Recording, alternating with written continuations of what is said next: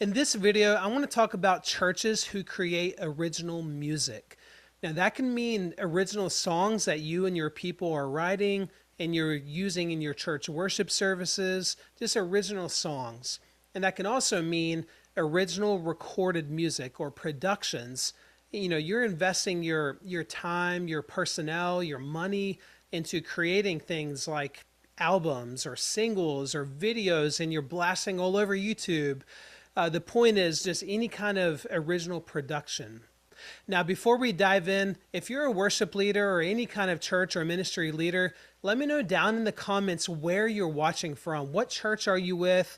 What city, state, or country are you tuning in from? I'd love to know and get to hear from you. Now, before we really dive in, allow me to take a moment to introduce myself for those of you who don't know who I am. My name is Adam Carpenter, and I am an entrepreneur. I get to be involved in a number of really amazing things.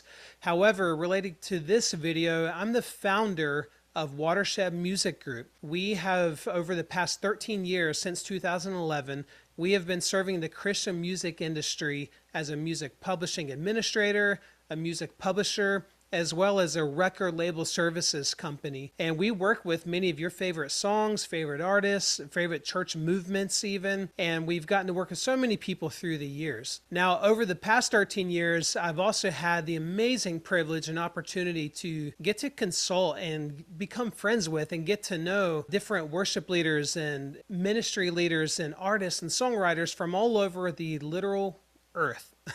I said that so weird. All over the globe. And the point is, I've gotten to be a part of a lot as well as absorb a whole lot. And it's leading me to make this video just for you. I want to take a lot of what I've been a part of and absorbed and put it into a really compact format that I believe will be very helpful to you. So now let's jump right in. So essentially, let's view it like this. If you picture a staircase, you have your ground level, and then you have step 2, and then we'll just stop at stair 3, the 3rd floor. Now, I view this as like 3 tiers or 3 steps in which a church may engage original music, or some will say engage the music industry. Church, in my opinion, was never meant to be the place for someone to build their music career. It is not an environment we come together to use the audience to get our songs to become famous and our albums to go viral on social media. It is kind of interesting through the years how it's all become kind of one and the same. The waters are kind of muddied. However, it is not inherently wrong. It's actually really beautiful and amazing. I think the key is good leadership, and the key is people, individuals whose lives are so anchored that they are not defined by how successful something becomes, and they're not defined by how successful something does not become, but rather people who are part of a local church for the reasons of community, for the reasons of ministry, and for the reasons of bringing an offering of worship to the Lord week in and week out. So if you agree with me, say amen down in the comments. Now, on to the teaching. With this stair step here, there's 3 tiers, 3 categories.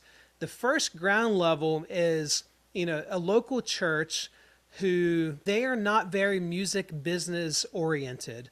Now, they may have a creative community, or they might identify that key worship leader who, man, they're so talented. Man, he writes great songs. He brings something awesome to our church. And a lot of these churches may never do this, but a lot will, where they'll decide, we want to invest into this worship leader or this worship community, and we want to create a resource, like we want to help create a resource for our community. We want to maybe fund an album. Maybe you end up funding 2 albums. But the point is, in this church context, it's usually a church who says, we see something, we love it, and we want to make a resource for our community. More times than not, that type of church is also not very interested in being in the music publishing industry. They're not necessarily interested in owning musical copyrights as part of the property that the church owns. It's called intellectual property. Now, that's one type of church. Go up to the next step. There are churches who kind of similar.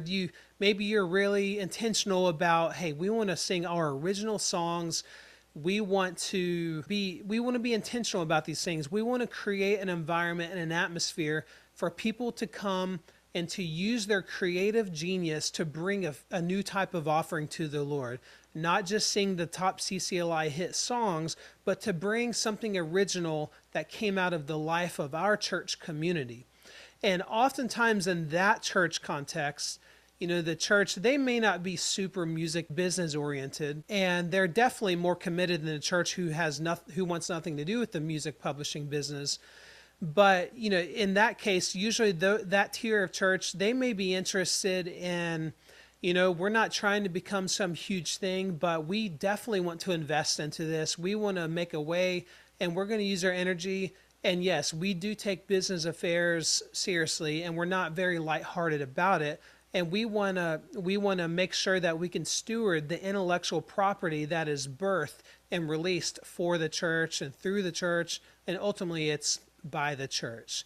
And so there's that second tier. Now the third step is a church who, they have the calling, they have the commitment, and they have the resources to say, we feel strongly that songs are to be written from our house. We feel strongly that our messages, our sermons, can be represented and have a longer lifespan than a teaching alone, so that we can put our DNA, our revelation, and ultimately the Word of God into the form of a song, and maybe that song will become known outside of our church community. Maybe that song will live for years and generations to come. You never know where a bird will fly once it leaves the nest, right? And so often in this church who's very committed, they know that calling, that commitment, and have the resources to commit to it and to invest into it. Those churches are, I would say, very music business centric. Sure, they're not just a generic corporation. They are a church ministry. However, they're not playing games.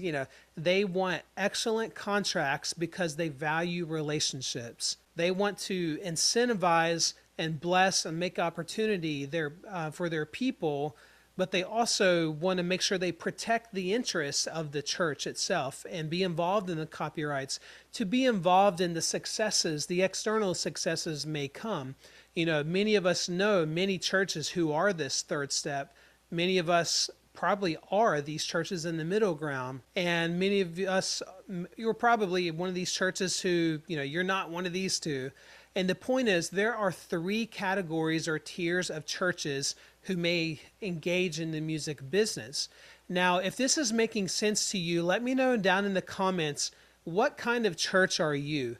Are you a level 1, level 2, or level 3? I'm interested to know. It's really amazing because in today's world on YouTube and Instagram, there are so many churches who suddenly they get a few cameras and microphones and maybe an actually pretty decent recording engineer, and suddenly they're posting reels of their worship, they're posting videos, and a lot of the churches honestly don't really know what they're doing when it comes to copyright. And that's fine. That's not the purpose of this video. But the point is, it's amazing what technology has enabled for the local church and therefore for the global church community. Now, I think it's important, however, to not just enter into this space blindly, but rather to clarify your vision, for your church leadership to clarify your vision. Because the truth is, you're probably not called to be Elevation or Hillsong or a Bethel church. You may not be called to that. You might be, but it's important for you to define, what are we supposed to be as a church, and to sow into that, to make a way for that, to make contracts that accommodate that, and to form industry partnerships perhaps that can help support that. It's a good question that comes up with a lot of people of, first off, once they take the time to define, where their lane is, what stair step are they, what tier are they? I think it's really important to analyze, okay, we know who we are, we know what we want to do, but should we actually be building out a publishing company?